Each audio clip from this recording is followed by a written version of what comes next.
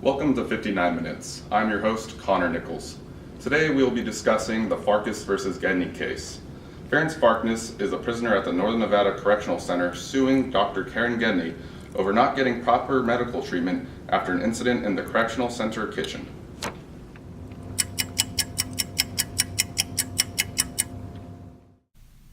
Ferenc Farkas was sentenced to 2 consecutive 10 to 25-year sentences for killing his ex-wife Susan Martin. During a heated argument, Farkas accidentally discharged his firearm and killed Martin. Farkas fled the scene and pleaded guilty to second-degree murder in January of 2006. These events are what led to Ferenc Farkas being present in the prison kitchen the day of his accident.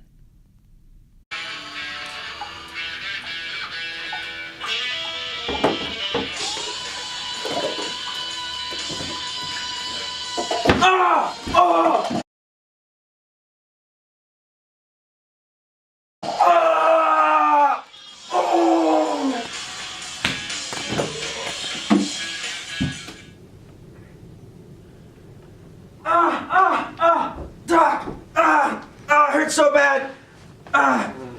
Using the oven cleaner was a bad idea. All over my groin.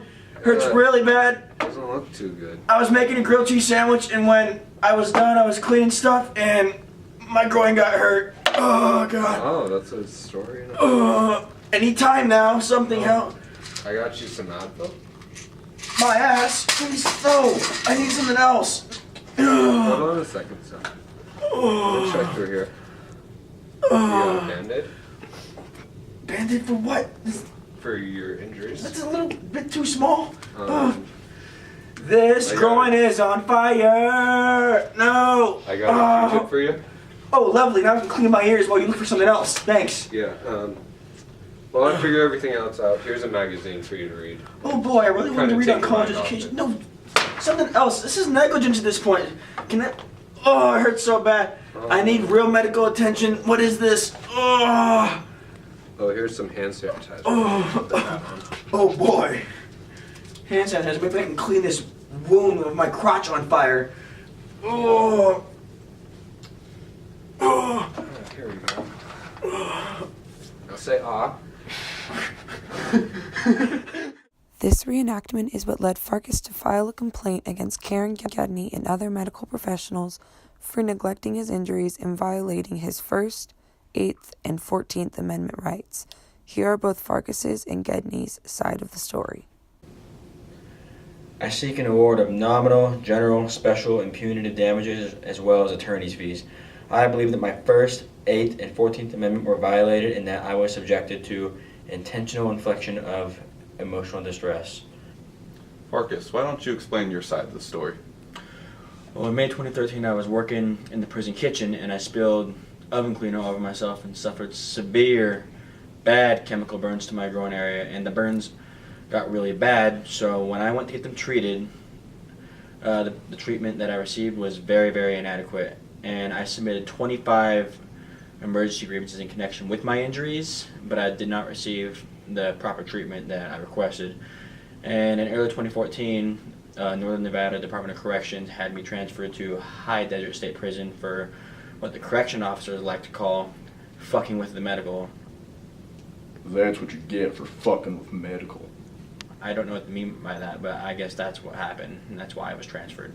Okay, and then what happened after you were transferred to High Desert State Prison? Well, when I was transferred, I continued to request treatment, and my cell kept on getting randomly searched in retaliation of my ongoing request for medical treatment. So basically, I was neglected. Hello, doctor. Oh. What were your arguments against Farkas's claims and demands?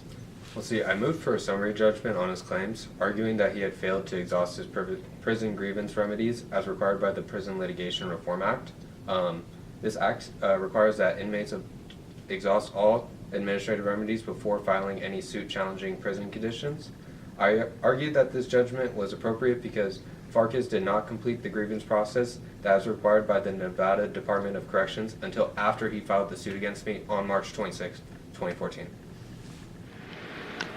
Farkas believed that his First, 8th, and 14th Amendment were violated. The First Amendment states, Congress shall make no law respecting an establishment of religion, or prohibiting the free exercise thereof, or abridging the freedom of speech or of the press, or the right of the people to peaceably assemble and to petition the government for redress of grievances.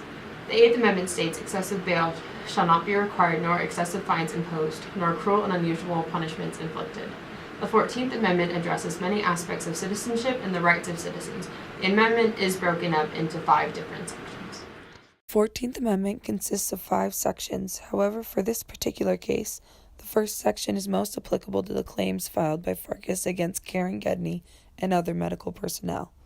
This section of the 14th Amendment states, "All persons born or naturalized in the United States and subject to the jurisdiction thereof are citizens of the United States and of the state wherein they reside. No state shall make or enforce any law which shall abridge the privileges or immunities of citizens of the United States, nor shall any state deprive any person of life, liberty, or property without due process of law, nor deny to any person within its jurisdiction the equal protection of the laws." 2 key aspects of this case are the possibility of negligence on behalf of Gedney and the Prison Litigation Reform Act. Negligence is the failure to do something that a reasonable person would do, or doing something that a reasonable person would not do in similar circumstances. The Prison Litigation Reform Act requires that inmates must exhaust all available administrative remedies before filing any suit challenging prison conditions. The defendant must prove that the inmate failed to properly exhaust all administrative remedies.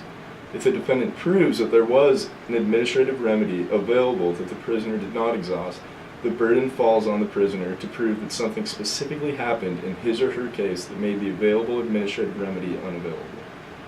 Farkas argues that while he did not exhaust all administrative remedies, he did not have the opportunity to utilize these remedies by the poor care that was provided to him by Dr. Gedney.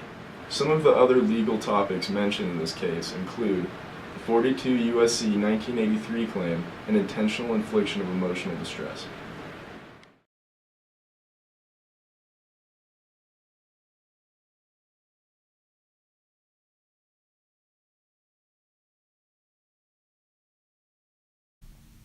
Here is a reenactment of the judge's ruling for Ferenc Farkas's case against Karen Gedney and other medical personnel. It is hereby ordered that the plaintiff's motion for leave to amend complaint is granted. Farkas is directed to file the amended complaint at document 52-1 into the record within 10 days of this order.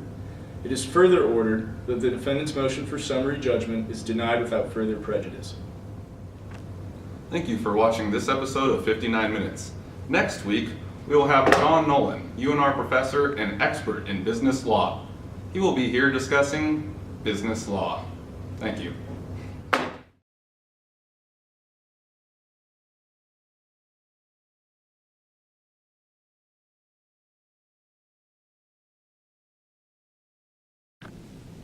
Hello, Dr. Gedney. That sounded really... Some of the other I just forgot legal. Oh yeah. Oh, God.